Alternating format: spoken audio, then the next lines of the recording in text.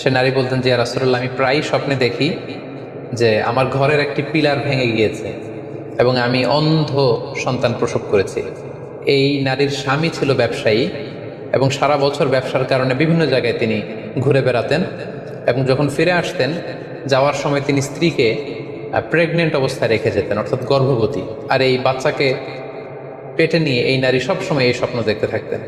তো রাসূল সাল্লাল্লাহু আলাইহি ওয়াসাল্লাম স্বপ্নের ব্যাখ্যা বললেন, তুমি চিন্তা করো না, তোমার স্বামী সহি সালামতে ফিরে আসবে এবং তুমি সুন্দর সন্তান প্রসব করবে, ভালো সন্তান। এভাবেই চলছিল। যতবার তার স্বামী ফিরে আসে, সুস্থভাবে ফিরে আসে এবং সে সুন্দর সন্তান জন্ম দিচ্ছিল। হঠাৎ একবার সে নারী আল্লাহ রাসূল সাল্লাল্লাহু আলাইহি ওয়াসাল্লামের বাসায় এসে দেখলেন যে আল্লাহ রাসূল সাল্লাল্লাহু আলাইহি ওয়াসাল্লাম ঘরে নেই।